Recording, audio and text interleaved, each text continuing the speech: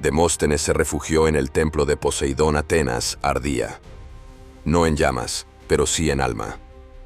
Era el año 322 a.C., y el eco de la muerte de Alejandro Magno resonaba como un trueno en toda Grecia. Muchos pensaban que su fallecimiento traería libertad, pero la realidad fue otra. El vacío de poder se llenó de caos y de sangre.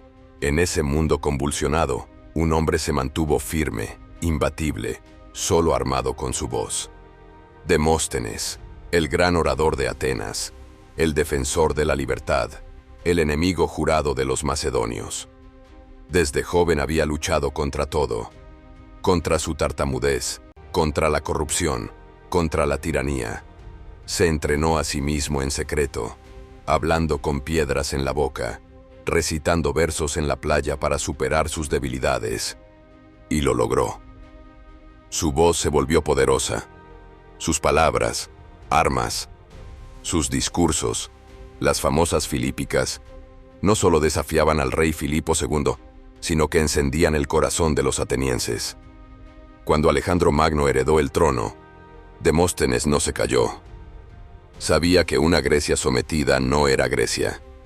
Y aunque muchos le temían al joven conquistador, Demóstenes prefería morir con dignidad antes que vivir arrodillado. Pero Alejandro era un titán. Derrotó ejércitos, fundó imperios, y aún así, temía a los oradores que sabían mover multitudes. Por eso, cuando murió, Atenas vio una oportunidad. «Rebélate, Grecia. Levántate, Atenas».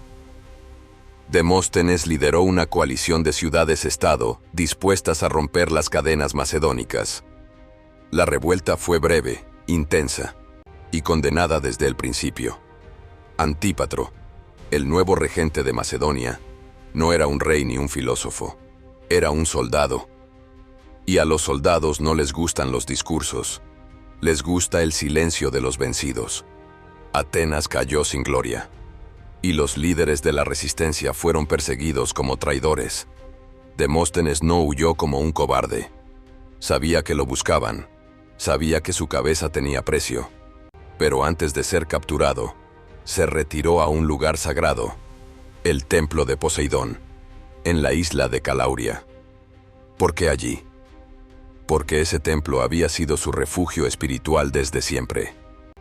Un lugar donde el poder del mar, del dios de los océanos, hablaba de fuerza, libertad y destino.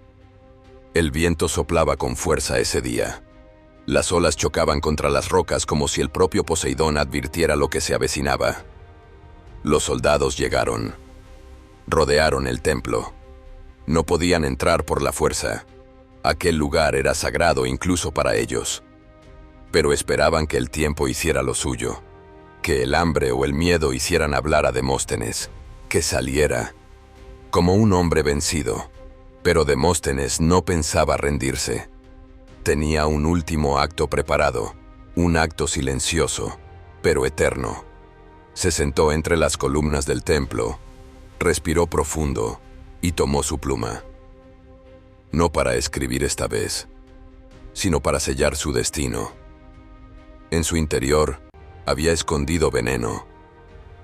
Lo bebió con calma, miró al mar y sonrió.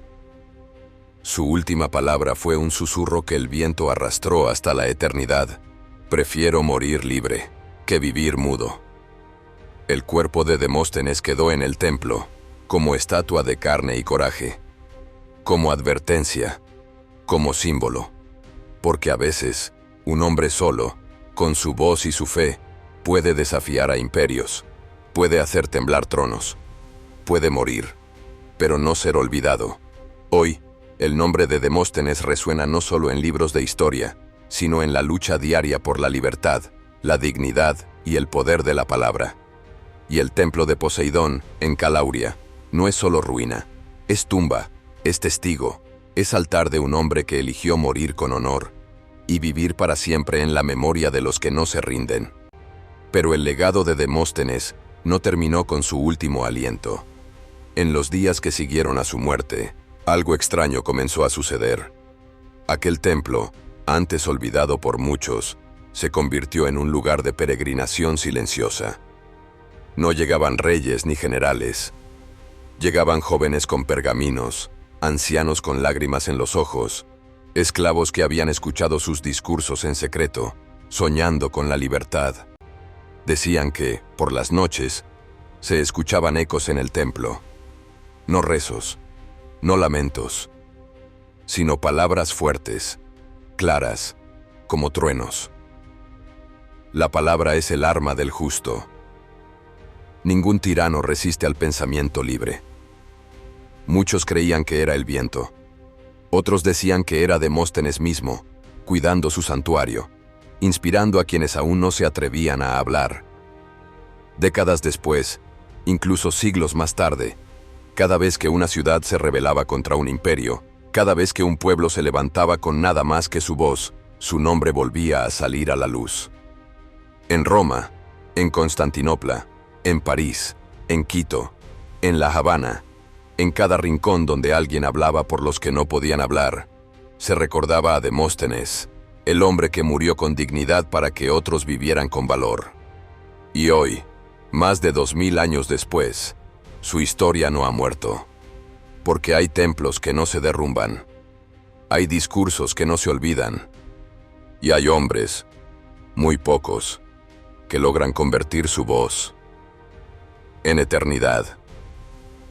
Si alguna vez sientes miedo de hablar, de decir la verdad, de enfrentar la injusticia con palabras, recuerda al hombre que se sentó frente al mar, que bebió veneno con la misma calma con la que bebía conocimiento, y que murió de pie, aunque el mundo intentó hacerlo caer de rodillas. Demóstenes no fue solo un orador, fue un faro, y aún, desde su templo, sigue hablándole a quienes tienen el valor de escuchar.